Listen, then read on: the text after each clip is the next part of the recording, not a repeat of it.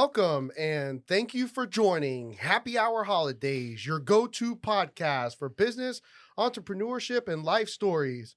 If you're out there wanting to build a dream, make sure you do it or you'll be stuck building somebody else's. We're here to inspire and motivate. So today on the show, we got obviously the host, Manny Fresh. We got our co-host, Sean Febre. And in the house, Let's go.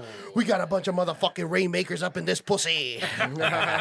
We got DJ Christian. What's up, world? We got Darryl James, our public adjuster with Hunter Claims. If you have a claim that's denied or you have property damage, don't fucking wait. Call D. Hunter Claims. He'll be here. What's up, fellas? Otherwise, you will get fucked. What's up, guys? Fucked. Thanks for having me. Oh, yeah. D, you got to really explain to them today how they could possibly get fucked, and insurance's whole job is to not pay them. But you don't got to get that far into it yet. Introduce yourself to the world. So, thanks again, guys. Appreciate being here. I am Darryl James. I am a public adjuster with Hunter Claims. We're a local public adjuster firm here in Tampa, right here in Drew Park, right by the Tampa Stadium. Go Bucks. Go Bucks. You know what I mean? We still got Baker, he's doing good after that ankle roll. We're glad to hear it. But that's where we're located, right here in Tampa. Even though we're right here in Tampa, our services are throughout the state of Florida. We have a bunch of licensed adjusters that are all licensed and are able to work throughout the state of Florida. Awesome, D. So tell us, before we get into the nitty-gritty of what a public adjuster is, let's talk about your backstory and how you got inspired to build an empire in this and be a business partner in this. What got you started from the beginning? Like, what did you do when you got? Let's just start off in high school. Like after high school, where'd you go from there? Yeah. So after high school, you have expectations that your parents want you to do this and that, right? So it was college for me, right?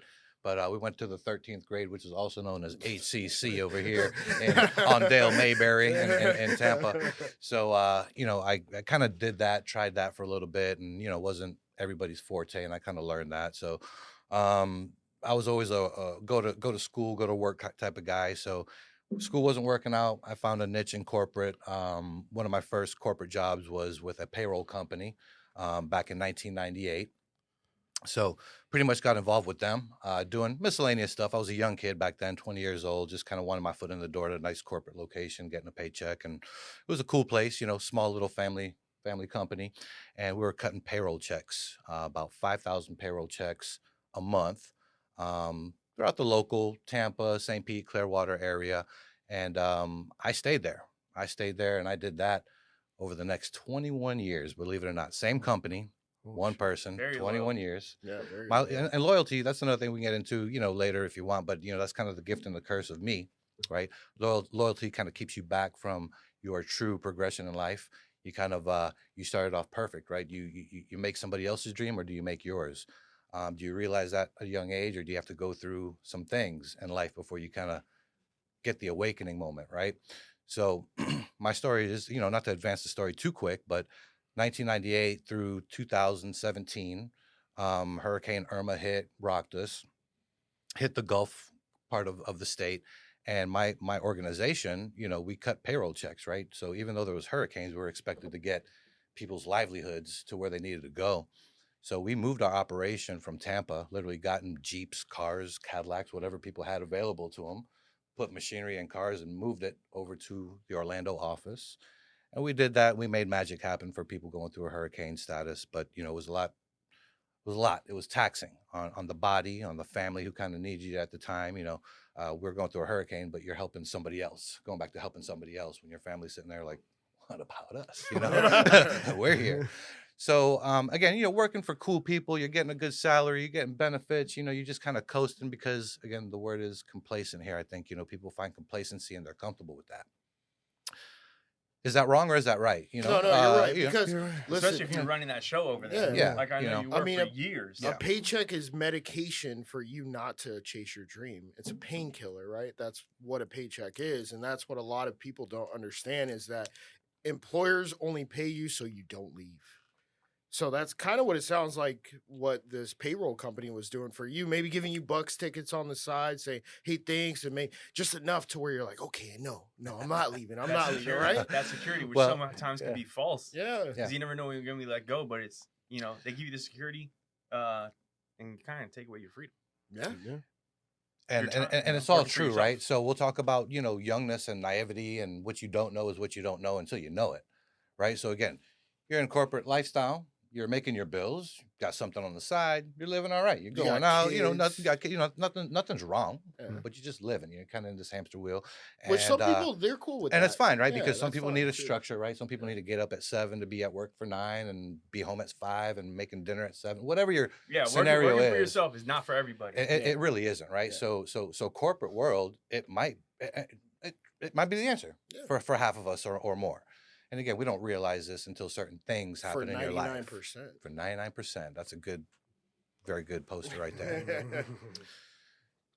So, So the anyway, hurricane happens. The hurricane You happened. have to develop a mobile office in Orlando, which then takes you.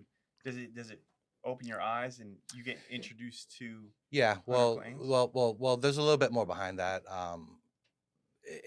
That hurricane made me realize that no matter how hard you work, no matter how much effort you put forward, that corporate guy's got his stamp on what your deserving paycheck is going to be. And going back to your Bucks tickets, right? They might know that you're a Patriots fan. Sorry, Tampa fans. I am from Boston originally, but Oh, you're not a Patriots fan, are you? I was. He got the Get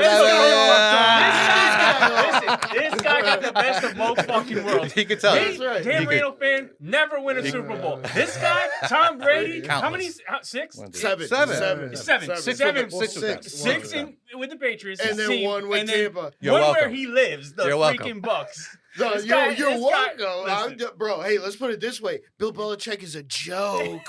He's a joke. Currently, bro. I'm embarrassed. I got egg on my face for all the Patriot fans. I am so sorry that they're going through this, man. I mean, but Tom, you Bill knew what was Belichick up. was revealed. Tom knew what was up. I really He- thought it was Bill Belichick. And so did I. Tom knew what was up. But He had no. one more in him, Yeah. and he did. came here and got it. Man, he may have So- had 2 more in him. If it wasn't for the defense against No, the you mean the Rams. divorce. What D was it? It was the divorce. What dog. D was But it? also, I mean, he says he retires. Gronk decides to retire. Maybe Gronk doesn't retire because that was a big thing with us. We didn't have a tight end going down the middle and distracting everybody else from Chris Godwin and Mike Evans. And now because you retire prematurely, you have some people leave the Bucks, offensive linemen and shit like that. They leave because they're like, all right, well, Tom Brady's out. I'm gonna go cash out because we just won the Super Bowl. If he would have just been like, no, I'm Wasn't gonna, he with him the second year? Gronk stayed, didn't he? No. No. He was No, there he was one already year, gone. and that was it. Oh, Yeah. wow. Yeah, because Brady announced I forgot about retirement, and then Gronk's never like, came back. well, I'm out too because I Yeah. want to play with my boy. And Yeah. then Brady says, oh, I unretire after going to a Manchester United game in England and watching Ronaldo. And then Ronaldo says something to him, oh, so I heard you retired. And he's looking at this 37-year-old who's just balling out. Yeah. And he's like, oh, maybe I unretire. But at that point, Gronk's already, doing what He was Gronk done. does. The He one was who done. fucked him the most was his wife. I don't care what no one says. I think he that fucked mental himself state. on that one, dog. So my wife and I had discussions about this, and I feel like, hey, Giselle had a very strong opinion about her husband being home, and the viciousness of the sport was very real. It's been Yes, very sir. real. Well, not so And- much lately. Well, they've been pussyfied for sure. Yeah. And going back to Brady's comments recently, I like One of- those. Yeah, I I saw like that. those I saw comments. that. I Well, love him. mediocre- I mediocrity do. in the NFL. he's catching a lot of shit right He now said because that? why? He's I catching like He's right. it. He's catching shit right now because people are saying, "Well, why didn't you bring this up while you were playing?" He Well, he can't. he was playing in the common game, guys. He just won a Super Bowl. He just won a freaking Super Bowl in modern game. yeah.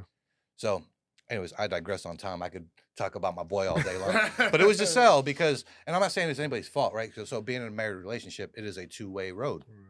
You got to give, you got to take. It's not going to work unless you do.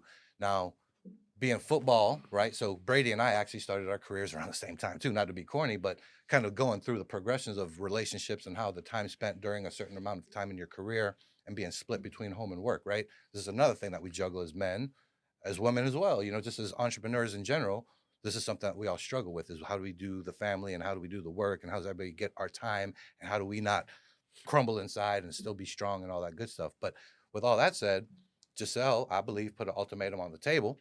I believe They that, probably yeah. agreed to it. And Tom was like, you know what am I going to do? And change his mind.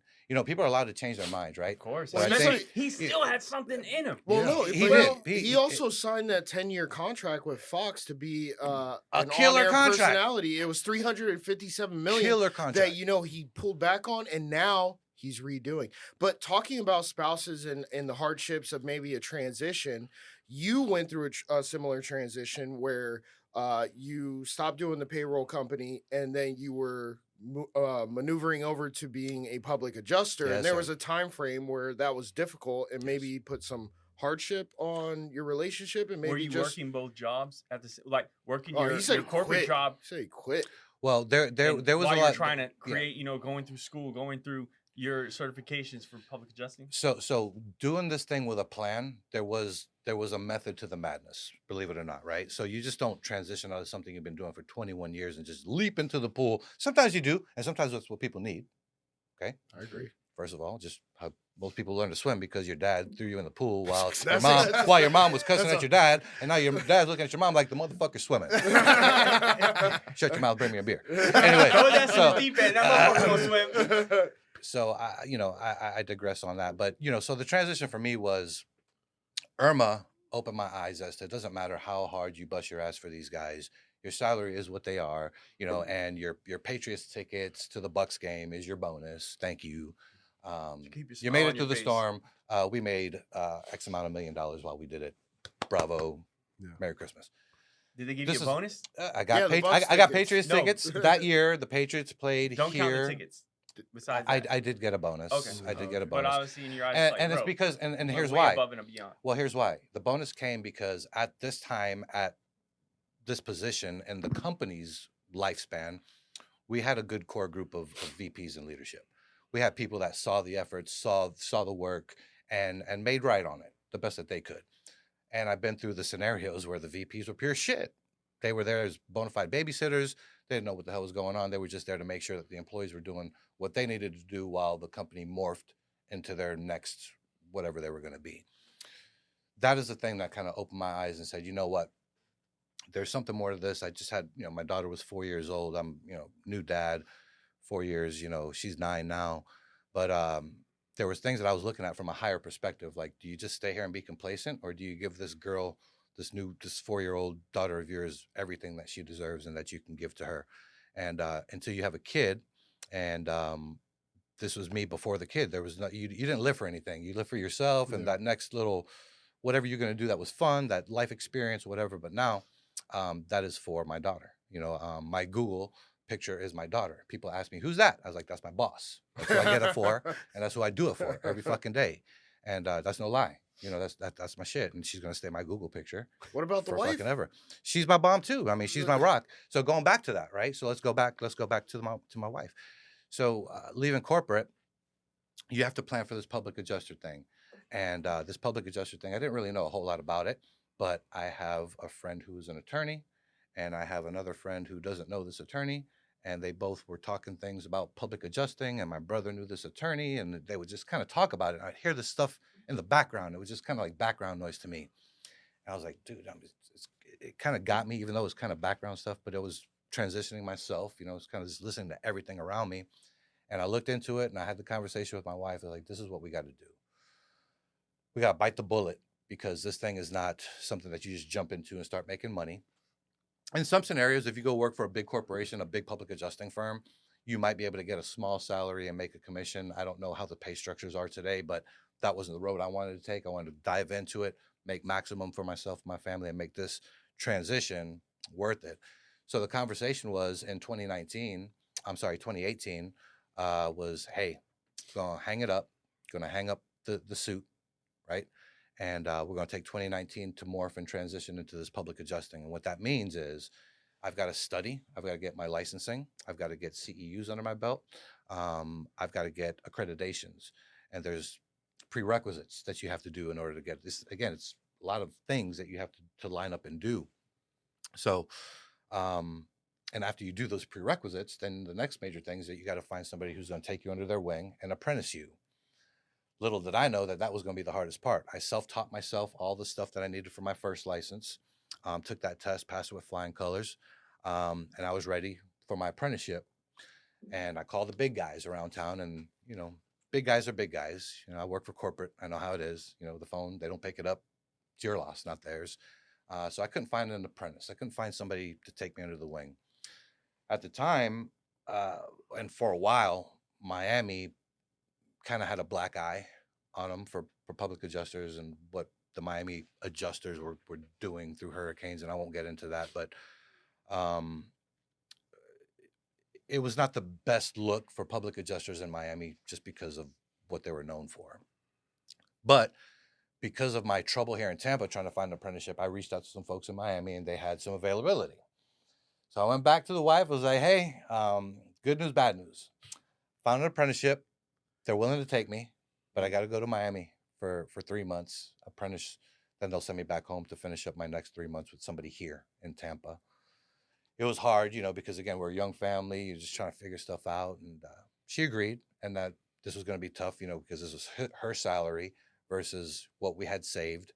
And we would make it work because it was a year, right? And again, but it's like, you take a lifetime to build up to a savings.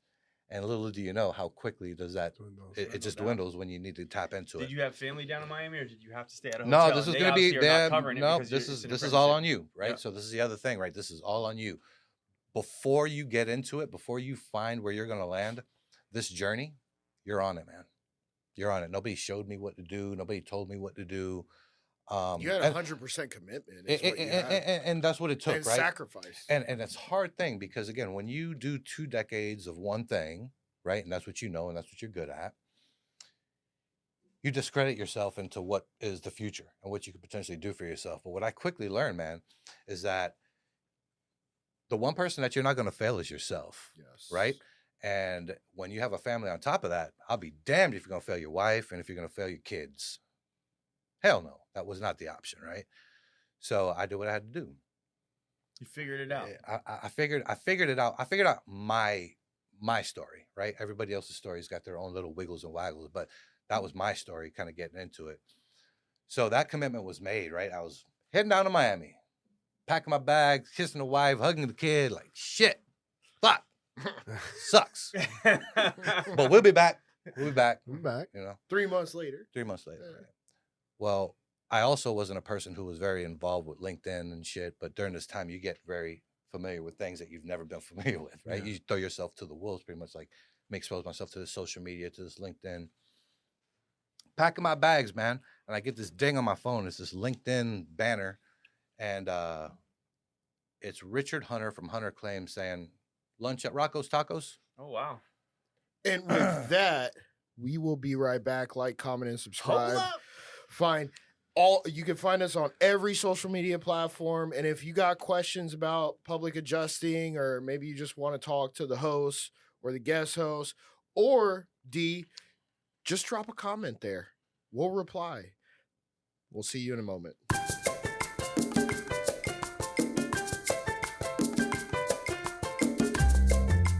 Welcome back to Happy Hour Holidays. I know you were really close to busting that nut, but D's about to, finish it off for you right now.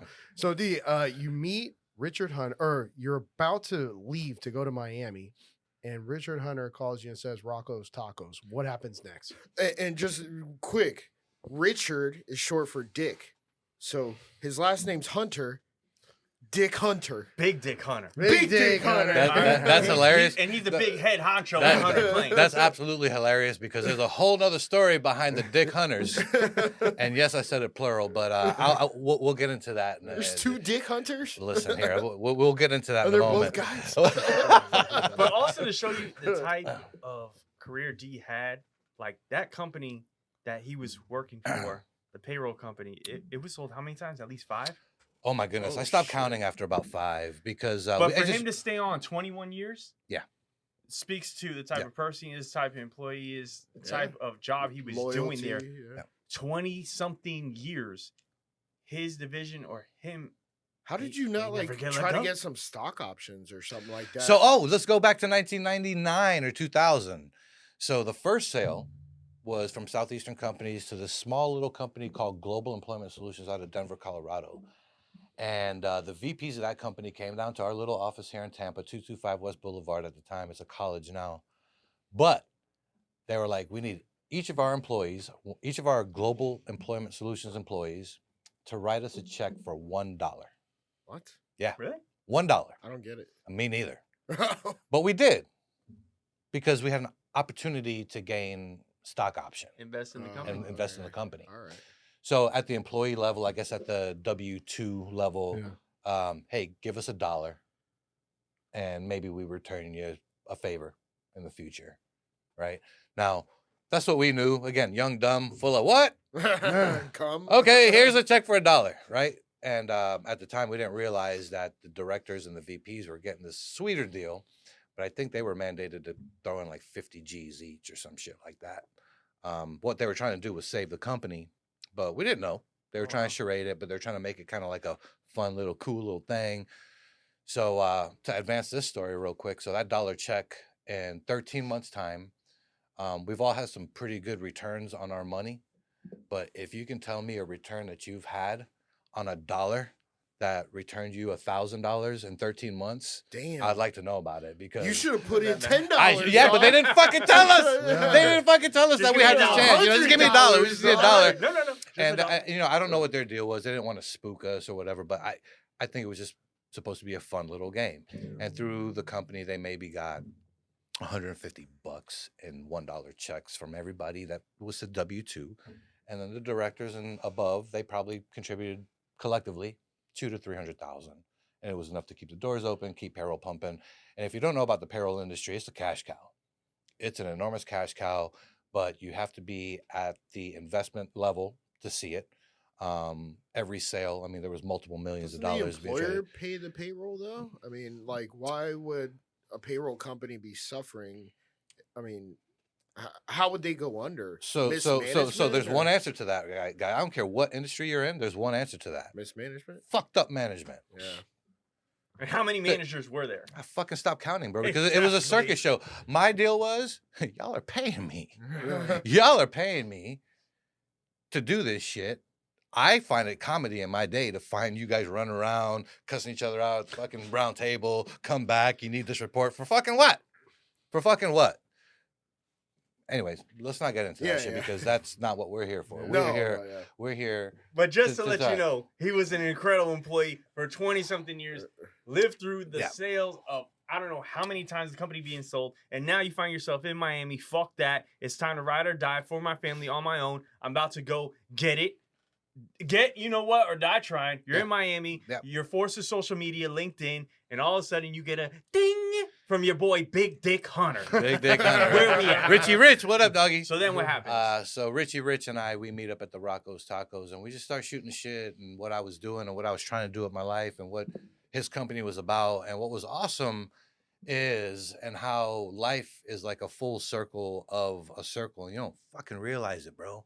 Like one day you're going to see your tail again, but you're going to have the experience behind you to do shit with it. Yeah. So here's where I'm at with Dick Hunter, right? So Tricky Dicky, we finish our lunch, and at the end of the day, we knew that we was foxing with each other. He's my gingerbread boy from North Carolina, right? So he's a redhead ginger guy. But some of the best friends I've ever had, you know, Mike, man, you know, the North Carolina boys are just something special, right? And you know whether they're bullshitting or not, right? And I'm a spade, right? I've been calling motherfuckers spades for how long, bro? Yo, I got no hair on my tongue, so I will come home and tell you who the fuck you are and why I think this way about you. Since I known you. And I don't need to be your friend, bro. Like, and I'm not a dick, you know what I'm saying? I'm not a dick, but my time is worth something to me, and I'd rather spend it with motherfuckers like you, like y'all. And if you don't want to fox with us, then we don't want to fox with y'all. So I wanted to fox with Tricky Dicky. And Tricky Dicky, bro. In this meeting while you're at Rocco's, are you explaining to him that you're in the apprenticeship? Yeah, bro. I told him everything. How many more months everything do you have that we just pretty much covered in this last however minutes we've been talking, Tricky Dicky got my ear full. How many more months do you have at the time with your apprenticeship? So I found Tricky Dicky in April of 2019. Well, he found you. I like it. I like it. Are you 1 month in, 2 months in? I am no months in. Oh, this is right at the beginning. I'm just now meeting a motherfucker cordially. You go down to Miami? No. Oh, no. Didn't go to Miami because... No. Are you motherfuckers following the story? Yes. He said you were in Miami. No, I did not say that. I did not say that. Shit, he's not with you. He said he was about to go. Run the tape back. I was packing the bags. Let's do a progressive instant replay. Okay, I was packing the bags. I had bitten the bullet that, this is what me and the family is going to have to do in order to pop shit off. Okay, so this is the commitment that we made maybe a day or two prior to this notification going off on my phone from Tricky Dicky Hunter. While he was still in Tampa. While I was still in Tampa. Gotcha. Okay. Okay. So the meeting went very well. Needless to say, I was that kid who was so happy that I passed my 620. That's the license you have to take. It's the 620. I had gotten like a 97 or a 98 on it. Damn. But I thought that was good, but it's like a boom. No, it takes some studying. It does. I don't discredit the test, but I studied for it. I got a I brought my test paper with me to show him. You're proud. He was like, you didn't get 100. Yeah. I just want motherfucker to know I was real. You were You know what I'm serious. saying? You I were was serious, Yeah, bro. you took it And serious. then- You studied. You passed with flying colors. And if you had motherfuckers that was at the starting line with me, I want you to know that I'm a shotgun ahead of them, bro. Yeah. Let's rock. yeah. Let's rock. Did you So- ask him like, my man, 97? What the fuck did you get? Did you ask him that? Oh, what Nah, did but he get? knew what time it was, bro. Yeah. He Well, knew you what were did Yeah, serious. he get, though? he's a G, bro. I mean, Tricky Dicky, he's a G, and he knew what time it was. Is he I knew older what or time it younger than was. you? He's younger than me. But he's an entrepreneur. He's built some businesses in the past. He's not new to business. Yeah. But this public adjusting thing has this opportunity here in the state of Florida, and we got to strike. We got to strike while people don't know about us, which is why we're here to kind of educate the people what this is and why we're here. It's a very important time because everybody knows about Hurricane Ian, and everybody knows about the state that we live in, right? And the issues that we have as homeowners. So long story short, coming back to not going to Miami was Tricky saying that, we're foxing with each other. So I pretty much blew off Miami right away. I say, yo, wifey, good news, check this shit out, da-da-da. So this roller coaster, bro, is like you just going through it, man, like emotional shit. You're like, what the fuck? But these are the things that you experience. So those of you who have not gone through it just yet, just know that, the best self is not reared until you've been through the trenches. And when you feel like you're at your downest moment, you're really not, bro. It's probably like a notch below that. But this is where you find out what you're about. And this is where I found out what I was about, because it was 4.5 months before I found out somebody who was going to apprentice me, man. Like I had done all my studying. I got all my 620 licensing done. It was like 2 or 3 months. I'm like, all right, what's next? What's next? It's going to be easy. Bop. Let's just knock out. Let's do the check you're on marks. the ball. Let's You're do on the the check ball. marks. Let's knock them But off, now right? you got to depend on someone else. to Now take you got, in. right. And that's where the problem And comes. this You got to is what- depend on someone else. And it's always been hard for me to depend on somebody else, Well, right? you Because had to sell yourself. That's what you had to do. and me, I'm not a salesperson. I just tell the truth because I feel like I'm too stupid to remember my lies. So if I But also the people who I have no love time that. for Bro, you, if or I- don't if want I to tell have the no truth, time bro, for I'll you, never be unless in they're trouble. getting hit off some type of way, No, I get that. But So you never lie then.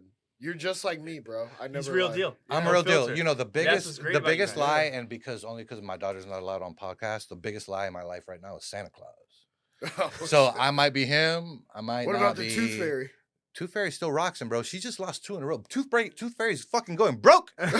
Yo, Tooth Fairy needs a fucking loan. They don't give a dollar anymore. Yo, That's how all much you get. give it? A dollar my- or two. my like daughter's- 100 a tooth? Yo, my daughter's last tooth came out in her Invisalign. Oh. It was stuck inside of her Invisalign and it popped out. She was fucking crying. She's usually a trooper with losing teeth. By now, she's a champ. Oh, what But are this- you doing putting fucking braces on somebody that's losing teeth, dog? That's what the orthodontist said. Her teeth are fucked up. See my teeth right here? You see my teeth? They're way more fucked up than this. My mom waited until I was 25. It's when she could do it. Bless her heart, my mom. I was 25 before my mom could put me in braces. But I have a girl. I have a duty, Yeah. right? If Yeah, I had a bro. boy, I'd be like, yo, let me help you fix that shit. But I got a gorgeous girl, man. It's Yeah. my duty as my Yeah, as a 100%. dad that she's got the best mental. And that's young. That's young because I Yeah, had my just, braces you know, on with the high school. But you're like, nah, we're gonna take care of her early. Yeah, well, the orthodontist also told us it's going to be a 2-stage process, so we need to do some shit now. And when she turns 13, we probably need to fucking go visit him again. I'm like, ripping you off, yeah. dog. I like him. I don't want to plug him just yet. I don't know if we're doing Don't. plugs, Nah, but You can plug whoever you want. No, not unless he gives you a great deal. yeah, not yet. I was like, yo, You're yo, good. yo, Doc, I'm looking for a little straightening up too. You know what I'm saying? So maybe, So where was I? You were tricky, Ricky. where the fuck- You What's up? you find your man, your company. He obviously wants to take you on. The vibes are great. The relationship is great. What happens? Yes. He's So You're So- about to step through the fucking door. So I don't want to get into the rules and regulations just yet, right? So there's so many chapters to this, but when you're at a public adjusting firm, you can only have so many apprentices under your license number at a time. So I kind of had to wait 2 or 3 months for my window to open. But I was like, cool, I could bite that bullet. We still got a little change in the piggy bank. Yeah. I found my motherfucker who I was gonna fucks with. Right, so that was a ready decision that Plus, I'm not it going to would dwindle Miami. faster if you had to go rent a hotel. Absolutely, bro. Yeah, so all that shit was on me. And your wife was working. Correct, right, yeah. correct. So we just budgetized, and again, we had to really, you ramen noodles. And... Bro, you don't realize that you live a lifestyle. I don't care, and if your lifestyle is ramen noodles, and you have to digress from that, bro, you live a lifestyle, bro. Yeah, you have to fucking sacrifice no matter where you're at on this chain. So, April of 19, dogs. I would tell you it was July, August of 19 before I officially became an apprentice with the clock ticking for my 6 months to be up, right? So for the sake of the conversation, let's call it August that the clock starts ticking, and 6 months will put us into February of 2020 of my apprenticeship being over and right us getting into me being into my new profession and doing what I got to do. So you just hit it. You just hit it on the head, right? It wasn't just me. The whole fucking world was presented with this thing called COVID. Damn. And if y'all remember, right, everyone wants to call it March of 2020. But it wasn't. Here's what I remember vividly in my head. Our homeboy Ramsey. Yeah, Ramsey. And Shout out Ramsey Laham. Ramsey Laham and Brian Aponte. Brian Aponte, those are my dogs, and Ramsey's actually one of the guys who gave me my first fucking look at work, bro. Thank you, Ramsey. I love you, bro. I love you, bro. Everybody shouts him out, but he never wants to come on. He's the guy in disguise. I love how he lives it. He's the guy in disguise. I love how he he lives in a skyscraper. Don't ever come out, bro. Don't ever come out. Keep it G, like lasagna, silent. This guy, keep it G like lasagna. Yeah, bro, silent as fuck. People who shout are that's gnarly. Yo, same shit. Bro, you're witty. You're witty as fuck. So he gives you your first deal. Yeah, it was February 2020. COVID. So I was doing a vandalism claim for one of the properties that they have. And it was Valentine's Day. I believe it was February 14th of 2020. I went out to inspect the property. But how I know this vividly, and if you guys go back and you do your research in Google or whatever, you'll find out that the talk of COVID started happening in February. Yeah. It was New Year's Eve. It was a little Salt Bay. I remember. It was December New Year's Eve. They're still talking. Yeah, they were talking about China, and it was just in China, right? It was just an isolated Wuhan. thing. Yeah, we were aware, but we weren't worried. Yeah, you fucking had swine flu, N1H1, all that bullshit. We've lived through it all. Fuck them. They fucked up. They fucked up again. We'll get through it. A hoax, but whatever. That's my personal opinion. We're not. Bros. Yeah, it's another podcast, right? It's a whole other shit. Yeah. But I get down with it. Call me back. So my problem with that fucking claim, bro, was that it was a vandalism claim where, bro, they fucked this house up. Graffiti or? Bro, no, they threw fucking concrete down the toilet. What? Oh, God damn, I heard that's the worst. They ripped plumbings. Yeah, bro, they ripped cabinets off the kitchen walls. The fuck who knows? People are animals. They just are. So my issue was I needed Tampa PD to write me a police report, walk into the property with me, and just kind of like notate the shit that I was about to claim because it's a fucking claim. Vandalism is a claim. It's covered in your HO3 policy clearly, unless it's excluded. Vandalism is a covered peril.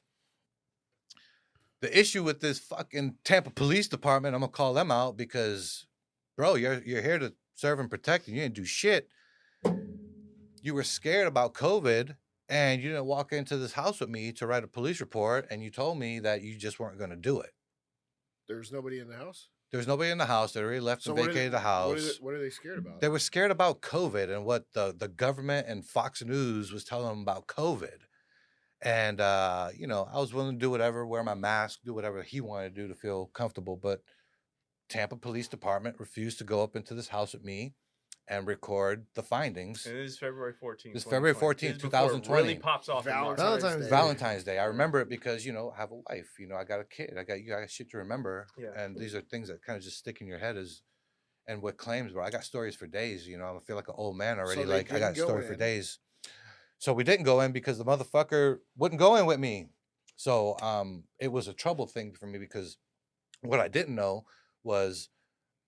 Were you able to show him pictures or anything? I showed him pictures. I showed him. So part of a big thing about what we do is proof and having to prove whatever the desk adjuster on their side is saying that, hey, bro, you're wrong.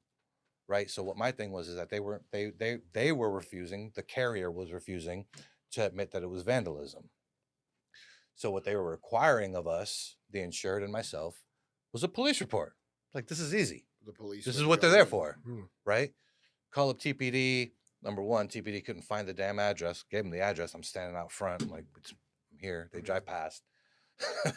They come Dark back. man, drive by. You know what's funny about it? He was a black cop, but it was a black community, and maybe he was scared. I don't know, man. I'm not here to bash them, but I was just like, dude. That same shit happened with my smoke shop. They drove past my smoke shop. I'm just here to tell you happened. that it sucks when an agency's there to serve and protect. And my dad's retired Hillsborough County Sheriff Office. Let it be on record. He's retired 28 years with the Hillsborough County Sheriff Office, who I have the utmost respect for because they serve and protect every time I've needed them to come out and holler. Shout out Chronister. And Chronister, I'm trying to holler at Grady you. Judd. I love that guy. Yeah, he's fucking hilarious. Chronister, bro. I'm trying to holler at you about some other stuff. So get at me. I'm on IG. I hit you up the other day. Call me back. Hey. Hey, you know what? With that being said, once again, like, comment, and subscribe. If you want to be on the podcast, if you think you have an interesting story, you know, leave a comment, drop it down in YouTube. We're on Spotify, iTunes, Audible, all the podcast platforms, as well as all socials, with the exception of LinkedIn, I think. LinkedIn is what popped out for me. Yeah. LinkedIn's Dick good. Hunter. Dick Hunter found Dick it. Hunter. So if you're looking for a Dick Hunter, I'm just fucking with you. We'll be right back.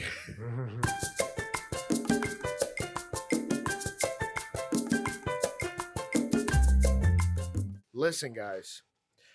You do not have to travel the beaten path. You need to go off on your own and make your own trail.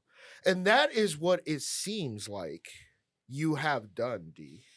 Where you have navigated the trail of corporate America and then gone off on the beaten trail to pursue entrepreneurship. And I think where we left off was talking about... I don't know where we left Emily off. Street. Emily Street. Yeah. Where the cops wouldn't Which go was in. February 2020. Actually, That wasn't Emily Street, but it was a vandalism. I know, it was one in West the hood. Boulevard. West Boulevard. West Boulevard. which So was one of your first claims. yeah, Which was Ramsey's house, I'm assuming. it was connected with Ramsey, absolutely, and Brian. We've had a Brian Aponte on. Yeah, no doubt. Actually, Yeah. I watched the Brian Aponte podcast. Yeah, It's very good. He's a very smart dude, and I Very smart. I respect that. Yo, B. I respect Brian Aponte, B. I do, dog, and I love you, bros. You know what I'm saying? Like, a lot of you guys have a connection to me and why I'm successful today, too. I'm actually running a claim right now. It's a vandalism claim for Ramsey and Brian. That's another story, too. But Can real estate photography help the public claims adjusting? real estate photography? Yeah. So You what said you're comes looking in? for your evidence? What Like comes what in a handy drone- there? with drones? So He I uses his own drone. I use my own drone. But Are you what, Part 107 certified? Yeah, bro. I mean, and my drone is 249 grams. Yes, so I'm good. FAA. 249 grams. 249 grams. I 249 grams. I operate under Damn, the dog, radar. 249 grams of what? That's another podcast. Just trying to make some money. So, anyways, I'm going back to this vandalism claim back in 2020, where COVID and all this shit. So, anyways, my issue with that claim is that I didn't get cooperation from the TPD, and the desk adjuster held his hat that I couldn't provide proof from an agency, from a government agency, that this was vandalism. So they denied the claim, and we had to move on because what happened over the next several weeks was very real to the whole world, and just life got shut down as we know it. That claim never evolved to anything, and it's unfortunate that because of the non-cooperation of people at the front end, COVID that we couldn't prevent, and just things, you know, there's a lot of balls always being juggled. Some you can control, some get lit on fire, some get fucking jelly photo. I mean, there's all kinds of shit that goes on that I can't predict in the claim process, but this particular one was one where I could tell you that COVID was the preventing nemesis of this taking off, and it was the beginning of my oh shit moment. Yeah, because you just started. My oh shit moment was we're into 2020. I've run out of money. You know, my savings was gone. Wife's still working. Wife's still working, Yeah. but you know, you help where you can, right? You know, it's hard to put a family needs budget on one person when it was a very different swing, you know, not too long before that. And the plan was to get us through 2019, not a portion of 2020. You know, this thing was supposed to be done, taken off and flying before 2019 even was over. But it didn't because, you know, number one, apprenticeship got pushed back a couple of months. Nobody could see the future into COVID, and then COVID took over. The good and bad news about that story is that the pocketbook's running dry. But oh shit, you know what? We ain't got to go drive nowhere. You know, people are being lenient with the bills. You know, this You and got to that. drop a kid off at school. You got to drop your kid off. You know, all these transitions are happening. The world changed again. I'm not going to get into that because we all know it. We all lived it. So there's no need to talk about it. But in the PA shit, I was like, fuck. PA? Like I really, public adjusting. Oh, okay. Sorry, public adjusting. I about took a shit in my pants, bro, because it's like now as a man, you got a responsibility to your wife and your family, and you made a promise. And again, even though you made a promise, you can't control everything that happens, but you still made a promise, bro. And to have a burden of that fall on your lady, you know, I don't know about y'all, bro. She but had your back. Yeah, she but has your back. that's Yeah. why For she's better my, or worse, bro. we call ourselves our Bonnie and Clyde, bro, and that's why, because you know we understand that sometimes there's gonna be some shit where You're a family. you know, like 100%, bro, there's gonna be some weight that we need to lean on each other for, and it's not forever, you know. But you know, this was our time where I decided I was like, yo, this is why we are together forever, because if we can get through this shit. Ain't nothing else. Ain't nothing else. So February 14, 2020. So how long until you got what was cool? What was cool? So that was the bad. That was the bad. Now let's get into the good. The good about public adjusting in 2020 is that there were very few. I forget the term, but like nurses were necessary, doctors were necessary, EMS were necessary. Real estate photographers were necessary. real estate. Really. It wasn't shutting down Home Depot. So I didn't know about that. Yeah. I didn't know about that, but public adjusting was necessary. Oh yeah. So we were like, real estate, baby. Shit. Here's my break. Here's my break. You know what I mean? So it was this opportunity where everybody was home, nobody was going to work, so they're on their recliner, on their bed, they're looking at their ceiling, they're like, oh shit, a water spot. What do we do about that?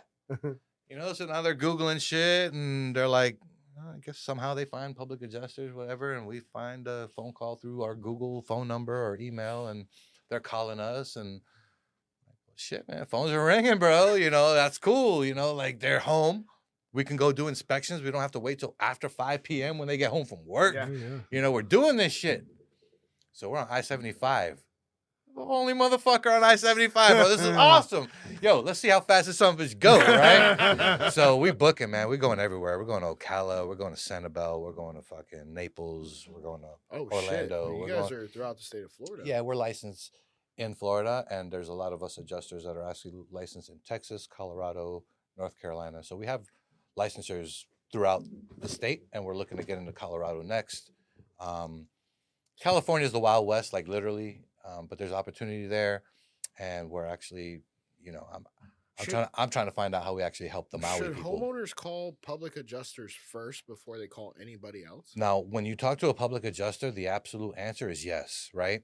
When you talk to legislation, their answer is no. Those guys are the worst things that you could do in your life. But my question to the viewers out here that are watching and listening to this right now, that have a home, that opened their claim on their own because legislation and the politicians told them to. If you're happy with your claim today, I applaud everything that's gone on with your claim, your desk adjuster, your field adjuster, your patience, and everything that you had to go through to get to an amicable space. Yeah, I am not. Now, the people that have a different story, I want you to tell me your opinion about what you were told about public adjusters on September 30th of 2022. That's a very specific date. That was a day after Hurricane Ian took off and went about his business and left the state of Florida alone. Now you have the people in Tallahassee on Fox News, CNN, whatever plug they can get on, saying, call your insurance company. Instead of a public adjuster. Talk to your desk adjuster. And get raped. And that's what happened. They're not telling you that. That's of course not. They're telling you. They're that's telling you to trust the system. Yeah, and this is what happened to me with the roof that I just replaced through hail damage. Bro, I did not contact a public adjuster, and now because I didn't even know you guys existed until today. I had no clue, and I'm getting fucked. You got smoked.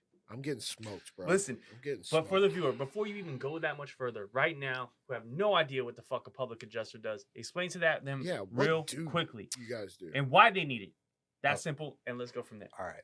So, simply put, when you file a claim with your carrier, and I'm not going to call out any carrier. I'm just going to call them carrier. If there's flood, if there's why would they file the stuff that people file a claim on their house for are wind damage, water damage due to wind damage. That means wind caused an opening in some kind of portion of your house that allowed water to enter and cause damage to your interior. Foundation, whatever have you. I mean, and then I also want to, before I get into the perils, I also want to let you know that policies are written very the word is ambiguously, and forgive me if I butchered that word, but ambiguity or whatever. Look it up, Google it. It is where we can all read the Dr. Seuss book. You'll have an opinion about the book. You'll have a different opinion. You'll have a totally different opinion. It's very gray. Yeah. So they don't have to pay you. So their opinion is, that's wear and tear, or the manufacturer who put that on for you didn't do it properly, and the policy doesn't cover that, so we're going to go ahead and deny your claim. And you're like, oh, shit, I'm little old Miss Homeowner. Dang, that sucks. Now I'm going to have to find $30,000 to fix my roof, to fix the drywall, to fix my ceiling, and damn, do I have mold now? I got to worry about mold now? Is it 30,000? Is it 50,000? Is it the $300 that my carrier told me? Or is it really zero because it's not covered in my policy?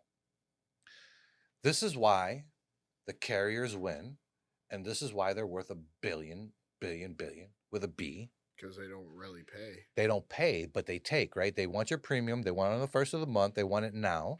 If you don't pay them, they're going to charge you a late fee. And if you have a mortgage, you can't escape it because the mortgage people require that you have insurance on your property, right? Yep. So all you do as the homeowner is you'd be like, yo, the bank's telling me I need insurance. So you call your broker, your agent, who you hope has your best interest at heart as well. Yeah, you're sure. That's a whole nother thing too, right? But also challenge your broker, challenge your agent, please. Because all they're doing is making their $800 in commission, making sure you're happy and covered by the mortgage. How do you challenge them? Be knowledgeable. What do you say to them? Hey, I'm a homeowner. I call them up. What do I tell them? Perfect example is this, man. I just finished a fucking Hurricane Ian one in Port Charlotte, and I had to tell the guy. Hurricane Ian is 2017? No, Hurricane Ian is 2022. Yeah, okay. The last big one, the one that hit not Irma, Fort Myers and Sanibel. Yeah. I got a lot of clients down there still suffering, unfortunately. But we're fighting for them. So this client, what I had to tell him at the end of the settlement was, hey, man, I know you lost your entire fence line. I know it got knocked down. And I know that Lowe's has got an estimate out here for 20 G's for you to replace that entire fence line. How much fucking fence they got, dog? You'd be surprised what's out there, bro. I mean, people have ranches, people have cattle. Oh, okay. People have things that they need to contain and protect. Love's material ain't cheap nowadays. Yeah. So when you go through suburban Tampa, that's suburban Tampa, and people live well. They have nice homes. They have $1 million homes off of Del Mabry. Yeah. But dudes, when you go off of Odessa and you go out in Dover and you go off to these off places Plant City, bro, this is like vast land, and this is coverages that people pay for, right? So coverage A is your dwelling. Coverage A is if you take your building, you turn it upside down, anything that doesn't fall to the ground, that's your coverage A, right? So that's what coverage A covers. Okay. If something came and knocked your foundation off the slab, Damn, dog. Coverage A is supposed to cover you rebuilding that structure, minus your contents, which is the stuff that falls. If you turn this like building, furniture. if you turn this building upside, if you turn this room upside down, the desk would fall, the chairs would fall. That's not covered. Yeah. That's contents. That's coverage C. But this client had coverage B, which is detached structures, which is like sheds, Mother-in-law fences, suite. mother-in-law suites. And people are like, yeah, I got detached something. And they're like, okay, we're going to give you $5,000 in coverage. And you're just sitting there like, okay. Well, that's not enough. Well, I You're cannot not tell knowledgeable. you. It's not your job to understand your insurance coverage. You pay for it, you think you're good. But here to the viewers, they are simply like your fucking attorney. D is knowledgeable. That's what it sounds like. You know what I mean? Yeah. He knows how to go back. He knows the laws. He knows the rules. And guess what? They're going to respect him more than they're going to respect you. And he has the patience, the team to go months to get this. Your roof is fucked. You had floor damage, flood damage. Cool. Here's $1,000. Get fucking real. This guy's going to figure out a way to go battle tit for tat and get you 60 racks. Now, that's just me in a nutshell. I'm just trying to get you there to let him know what's real. My dog. Like, I'm trying to get you there so you can really explain to him. You try to do it yourself. I'm gonna tell you. You try to do it yourself. You're gonna get fucked. I'm gonna tell you where this passion comes from. I know 10 guys. This guy's. I'm gonna tell you where this passion comes from. Why I love this motherfucker to life and forever and always. They call him Smiley. We've done business together. 100%. And where he gave me a job at Southeastern. No. Fuck that. We're talking about PA shit. No, thank you, bro. Well, that's history, dog. That's history. But we rock. Yo, just know that we are brothers bro. Like we know each other's family. Big Show, he's always been there. Am I right? You know what I'm saying? He's family, bro. He's invited to without the invite, he can show up, bro. You know that's the type of shit. But just to let you know where this passion comes from with this public adjusting is that I've been able to show some of my close friends and family what this shit is about. So I think when Christian called me maybe the first time to help him out, he called me with maybe a curiosity. I don't think there was an expectation. I don't think there was correct me, step in if I'm wrong, bro. But like, I was just like, thank you for this opportunity. Let me rock with it. Yeah, to lead them the right way. And all of a sudden, instead of a base hit, it turns to a fucking grand slam. You didn't know what it was, right? I knew what he could do. At the time, right? No, not.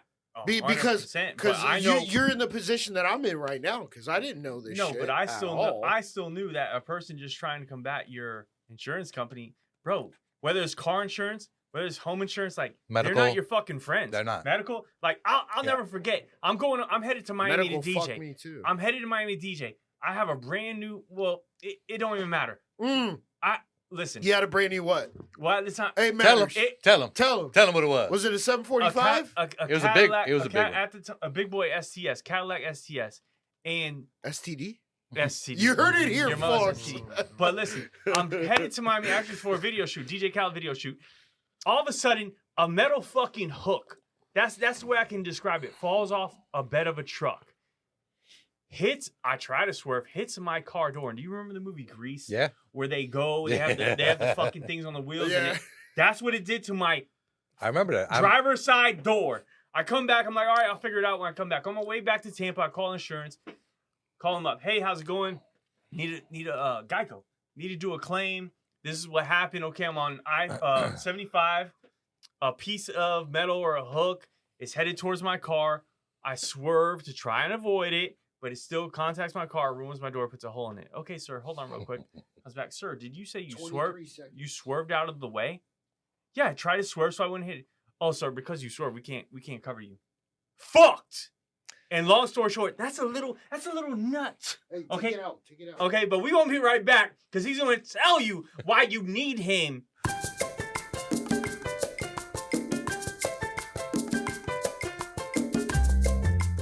Welcome back to Happy Hour Holidaze. We're here with D, public adjuster for Hunter Claims. Remember, closer. It doesn't capture it. You want me to start again? Yeah, sure. All right. Hi, guys. Welcome back to Happy Hour Holidaze. We're here with D, public adjuster for Hunter Claims. D, why is it so important to call a public adjuster first before calling the insurance company?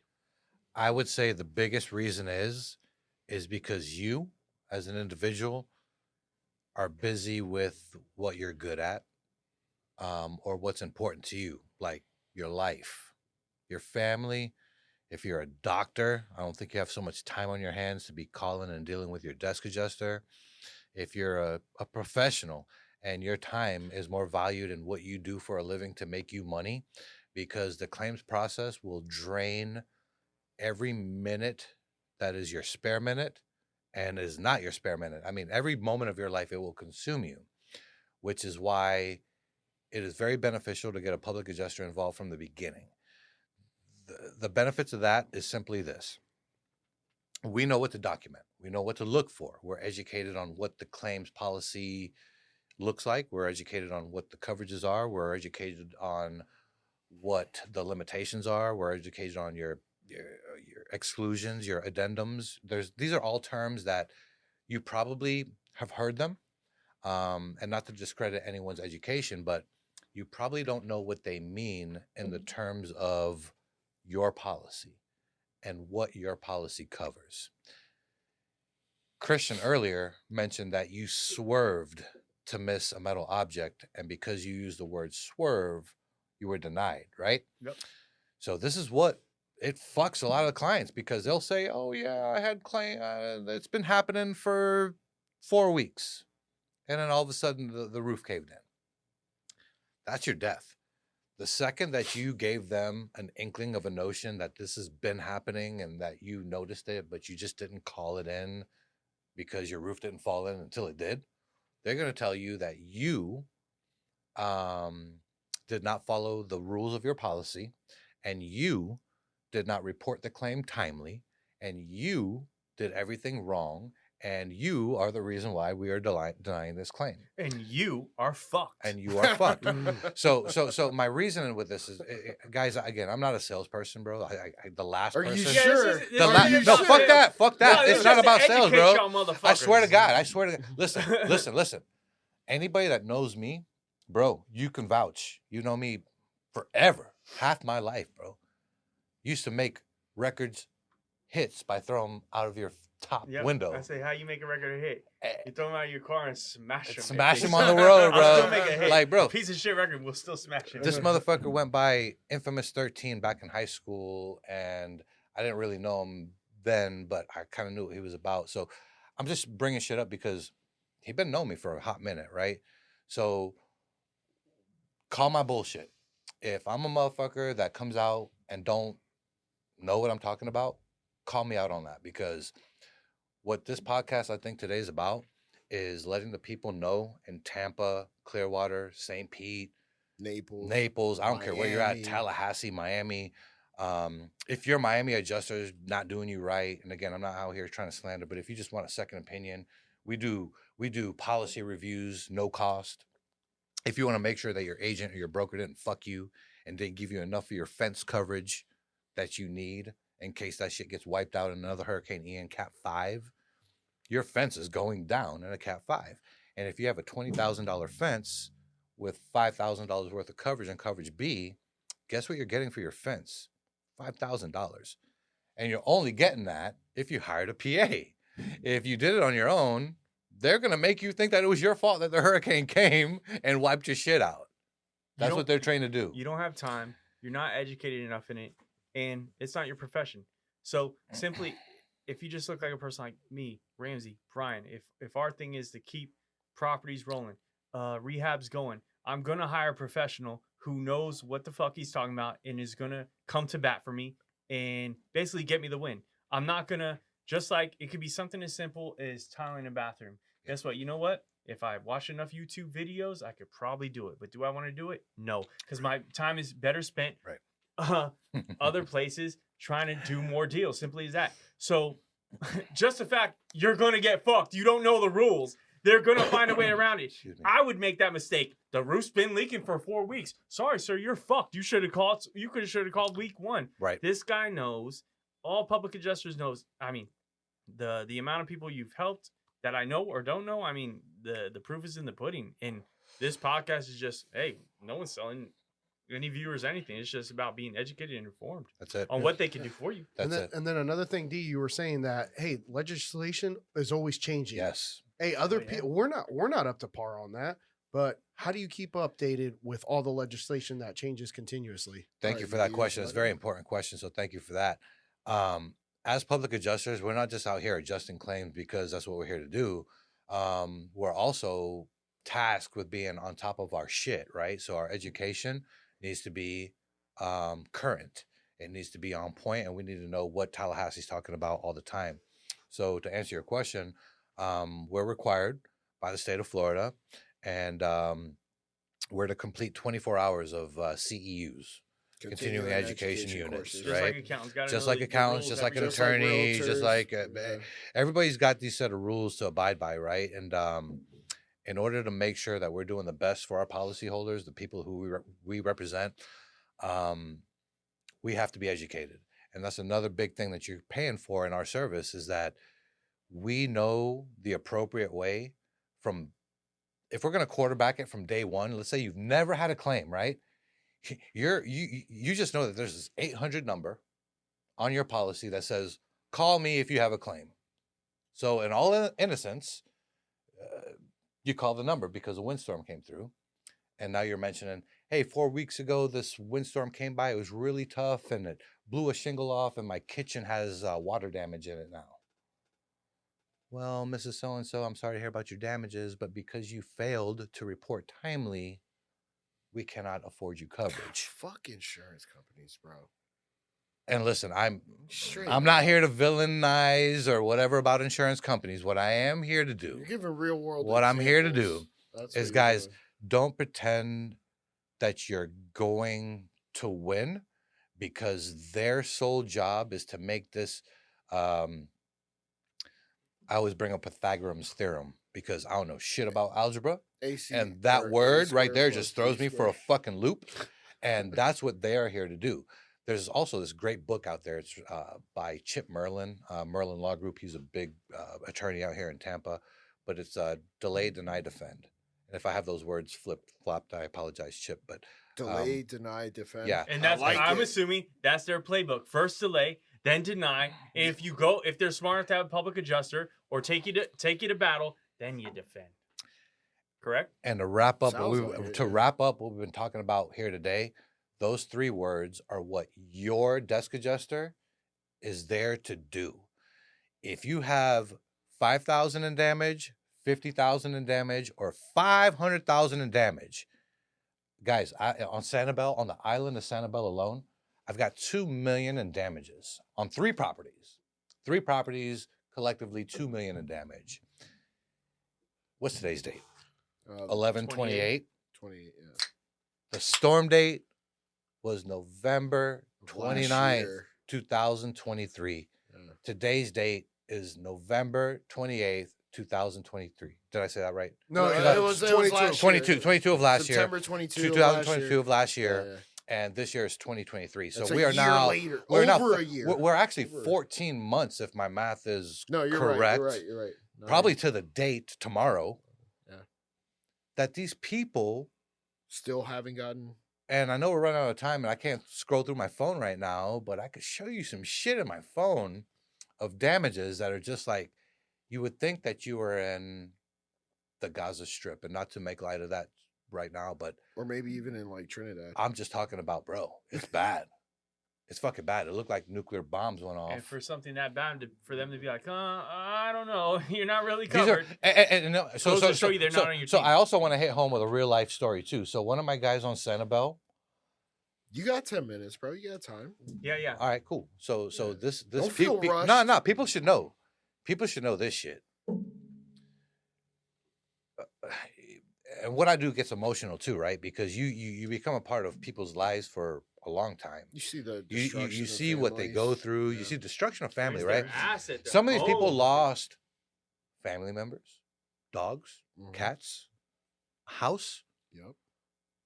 So, you think about Sanibel, you think about people, they're on Sanibel, things must not be so bad. They got a house on Sanibel. Well, it's pretty rich. It doesn't matter, yeah, I But can agree. still. It doesn't matter Yeah. because the still. fact of the matter is you have a property on Sanibel that you've paid for and that you've also paid coverage for. My one client, And he sticks out so vivid because he's been with me since December. Can he you signed, name him? Or? I won't. I Okay. won't.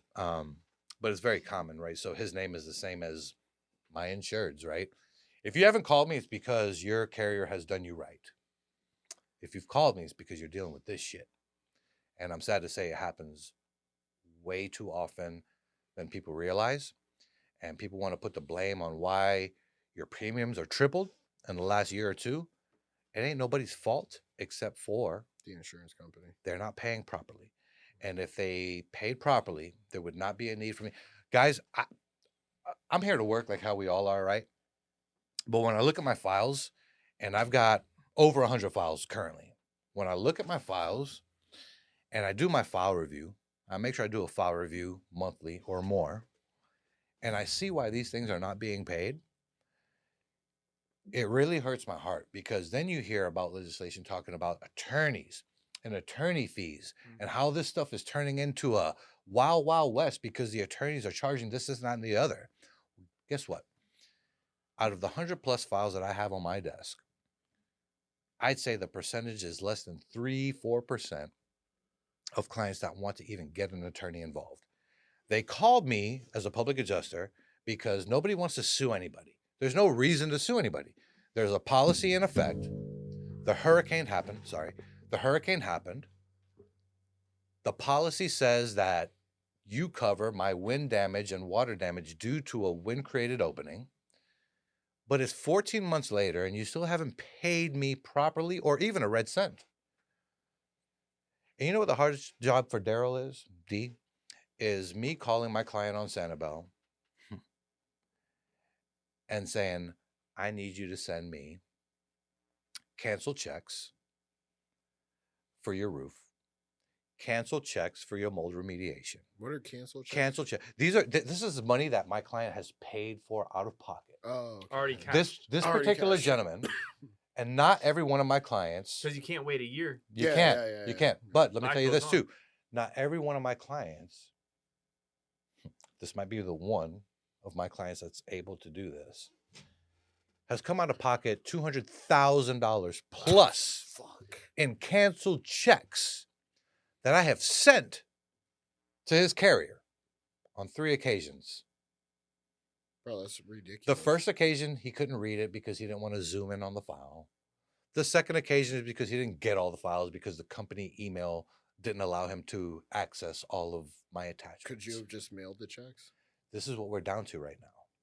We're mailing the physical copy, well, the copies, right? Yeah. Because They're we're gonna, creating reasons. They fuck brother, with you, and man. they see that my client might be, I can say this, my client might be on the edge of elderly, and maybe he might get frustrated And quit if and we go fuck with- away. yeah, you know what, Darryl? We've tried for 14 months. They've seen that you know what? I'm just gonna give up. You know what? They win. They win. The moment that my client says, Darryl, it's 14 months. I don't know what else we could do. Now, what gets hard for me is that, guys, there's 1,001 reasons for them to pay this claim. And I have to go in front of my client and explain something as elementary as pre-K. I don't know how to say this to you, Mr. Client, without sounding like a complete ass. But this is the shit that I'm being fed. This is the shit that I'm being asked to ask you for. And I am embarrassed to ask you for this. But we have to have it to say that we've done it, to say that we've obliged, that we've cooperated, and that we've not impeded any investigation. Everything that we do in a positive direction, they will do everything in their effort to show you that you've done it wrong, incorrect, and that you don't deserve the award that your policy entitles you to. What are the steps after that then? So there are steps after the public Can adjuster. you appeal? Yes. Have a So- third party Yeah. So mediary? the claims process, just know that from a public adjuster standpoint, we have options available to us. And my goal is to work with my counterpart. So at every carrier, there's a desk adjuster. I am that person's counterpart. I am their equal. I am to show them that we are here at a discrepancy. We agree that there's a discrepancy, Mhm. but we're here to work amicably. And this is the term that nobody's here shouting and blazing guns and demanding this and demanding that. But we wouldn't be here if your estimate was so insanely low, right? Now you're complaining about my estimate that is insanely high. Well, now I'm challenging you. I wouldn't be here if yours was so insanely low. So let's find this middle ground. Mm-hmm. Let's let this go away. I'm here to play nice. I'm nobody's enemy at this point. If you can see it for what it's worth, we're here to settle. Yeah. There's mediation steps. If me and the desk adjuster can't see eye to eye for some reason, there's mediation. Then after mediation, there's a lot of policies that allow for the appraisal. These are other things. These are other options that are Third-party appraiser. yeah, they're available. And as a public adjuster, I'm also available for appraisals as well. I'm an appraiser. I'm a certified appraiser. Oh shit. Oh, cool. So the long story short is, guys, at the end of the day, if you've not had a claim before, you think that it's as clear as day, ABC 123, call my insurance carrier. They're going to come out. They'll assess the damages. They'll attach a dollar amount to it. They'll pay me. I'll make the repairs and I'm on with my life. And on top of that, also, So I we got recently 2 met one of minutes, your guys. clients. We got 2 minutes. One of 2 your minutes. clients, in case the viewers wondering, if I make a claim, will they drop me? Will they raise my insurance rate? Citizens can't. I know that much. Malcolm met with him. You did some work with him, whether it be the roof or whatnot. Mhm. He said they didn't raise the rate and they didn't drop him because now they know a brand new roof is on his property. Correct. So they're not going to have to pay for shit. So, no, they didn't drop him. They didn't raise his insurance rates. And thank you for pointing that out, because A lot of people think that. whether you file a claim or not, Malcolm's insurance company saw him as an asset now versus the opposite, Mhm. because now he's protected with a brand new roof and he's good for the next 20 years to come. Yep. Which Okay? means they're they not gonna have to write. So they he's don't good. have to replace the roof again. Malcolm's good with paying his premium and moving forward with his said insurance company. Now, let's say you have a claim. Shit, we got 1 minute, man. You have a claim. We You have a got 1 claim. minute. You have a claim, and you want to file this claim, and you're like, damn, my insurance is going to go through the roof. Guys, the end of the story is you live in fucking Florida. This is a luxury state, whether you want to realize it or not. Whether you live in the slums on MLK, I'm sorry, I shouldn't have said that. It is what it is. Or if you live in Tampa Palms, you fucking put into this shit. You deserve what you're owed, right? At the end of the day, don't waste the time. It's a fucking game. Don't realize by the time it's too late. This stuff doesn't take, a couple of weeks to do. It takes some time, takes some effort, takes some data collection. So call your PA. I'm Darryl James, Hunter Claims, 813-600-9093, or Darryl, Darryl, at hunterclaims.com. And with that, we leave you. Have a great day. Subscribe, like, and follow. Oh, yeah.